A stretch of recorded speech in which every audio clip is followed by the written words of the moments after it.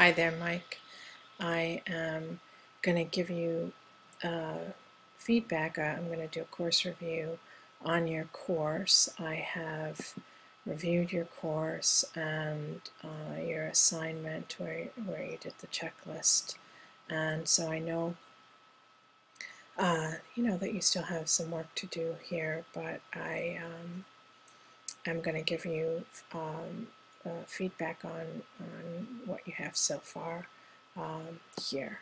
So first, I'd like to talk a little bit with you about sort of general layout and cosmetics, just some feedback and some suggestions to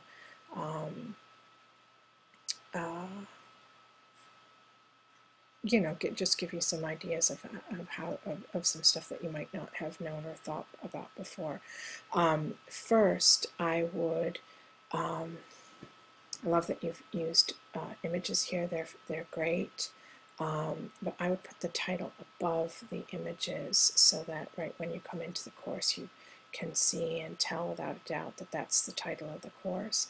I'd also add your name after the course title, just so that it's clear that you are the instructor of the course. A student coming in here looking at the course for the first time is going to want to know who the student is, who the instructor is, and they, because it's just text, they're not going to know that you're the instructor just by looking at your,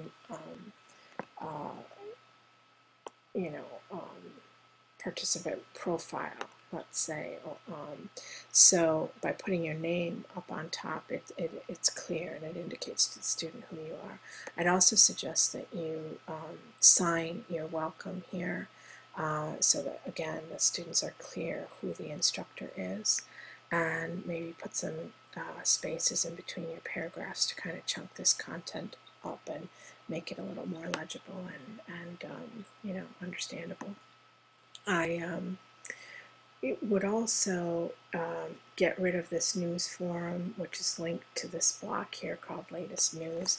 It looks like a discussion forum, but it's not. It actually doesn't allow students to reply, so anything you post there, if they have a question on it, they can't ask you a question right there in that forum about it.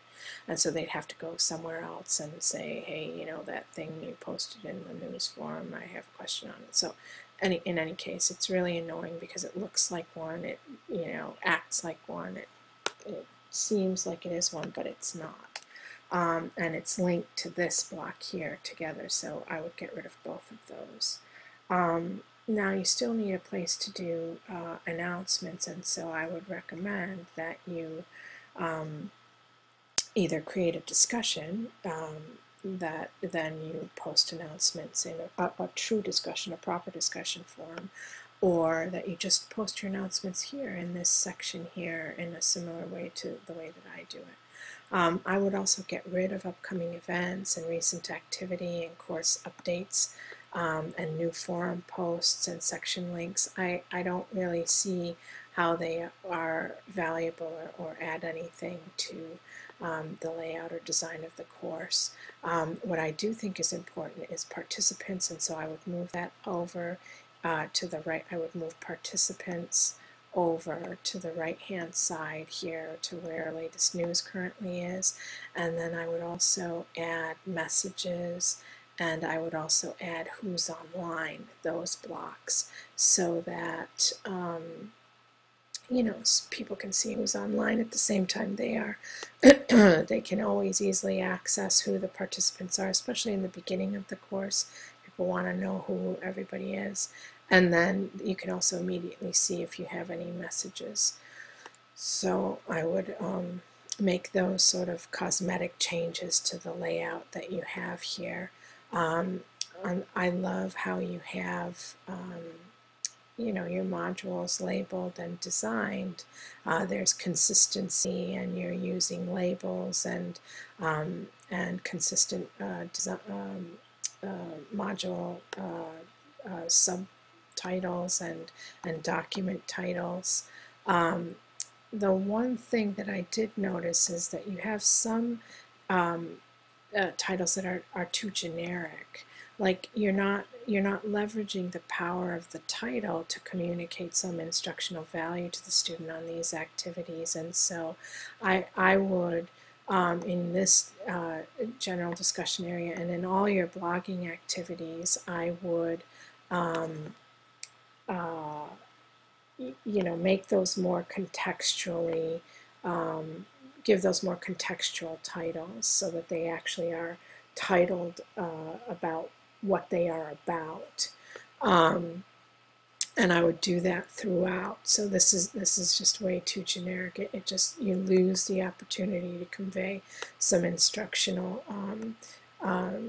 information, and especially the discussion areas. You really need to label those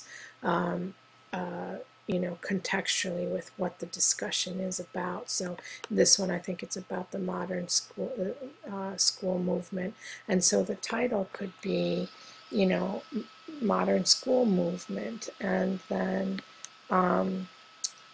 you may want to give a little bit more information here in the instruction area,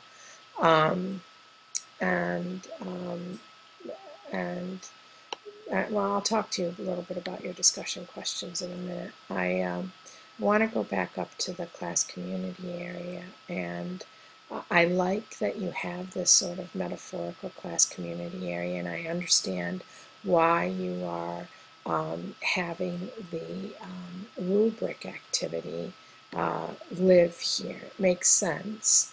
What I see, though, is that there are 1, 2, 3, 4, 5, 6, 7, 8, 9 discussion areas here, plus the chat.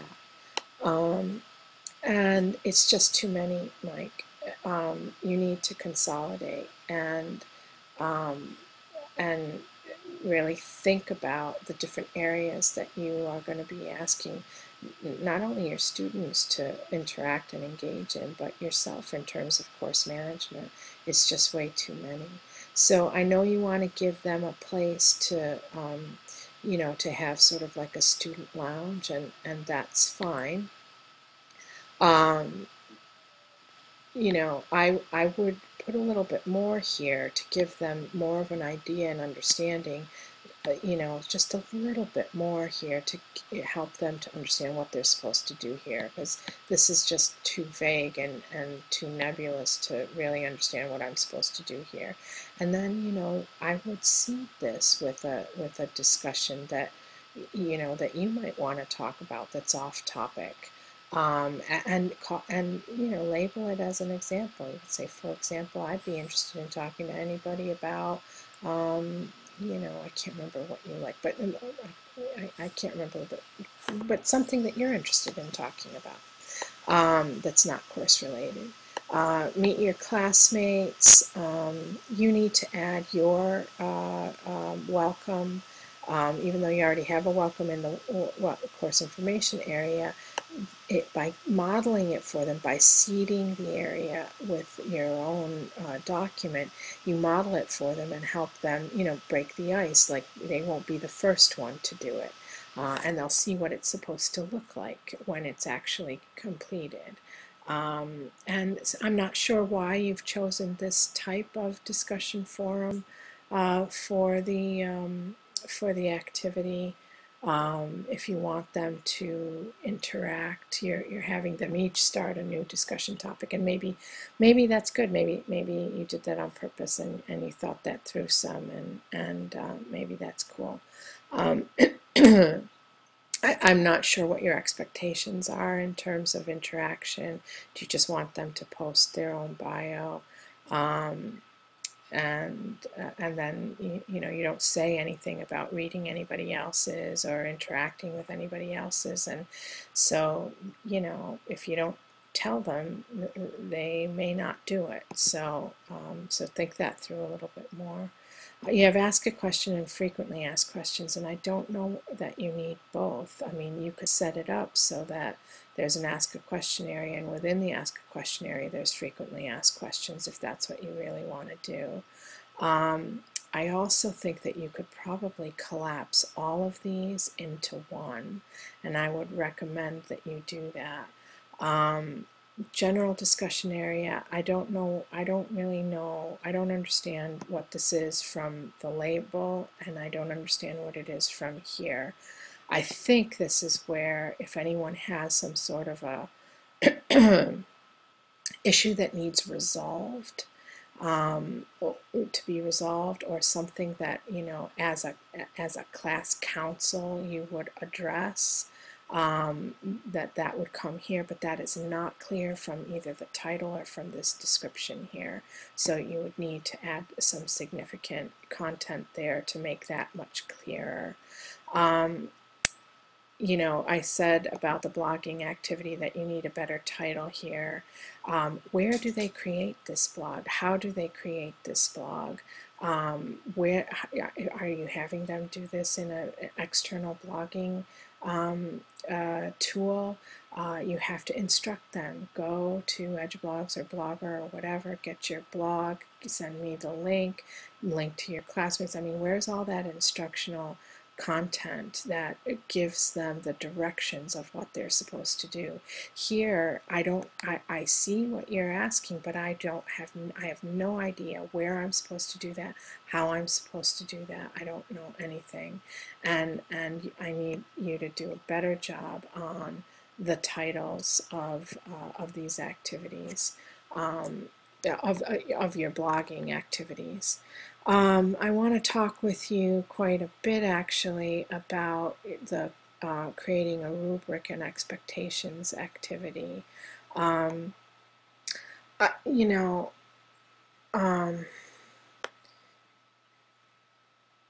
you're going to have them post a rubric, and this is how you're going to evaluate the work in the course. You don't say anything here about self-evaluation. You don't say anything here about peer evaluation. Here in this paragraph, to explain what it is, like, you know, so what self-evaluation is and how it's going to be used in the course, what peer evaluation is and how it's going to be used in the course, to kind of set it up. Like, they may never have even heard those terms before.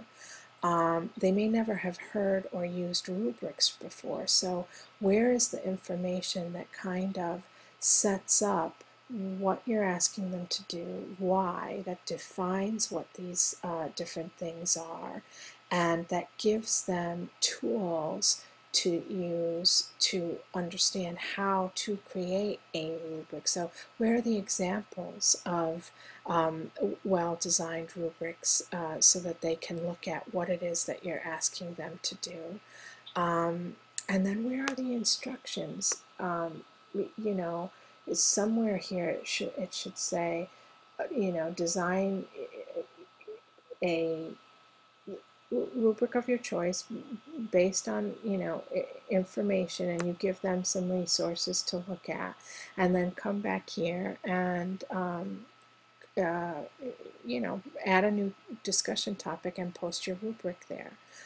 Some instructional cue that lets them know, you know, how they're actually supposed to submit their rubric, and then what's going to happen to it. And I know you say after submitting you can vote, but it's not you can vote, it's you will be given the opportunity to vote on the rubrics that you like best, and it might be vote and discuss, or vote and modify, or something. You know, it's just, there's just not enough here. There is a seed, there's seeds here that are really good. I just want to see more. And I want you to think about this more from the student perspective, and somebody coming in who knows nothing about this. And so everything that you have on the pages needs to walk them through step by step, you know, what it is that you're asking them to do, and how and where and when, just so that it's all very, very clear. I know you're going to use Etherpad, which I think is fabulous. I think that's really cool. But again, I'm not entirely clear here on what I'm supposed to do or how. So I think you need to do quite a bit more work on this in order to get this to actually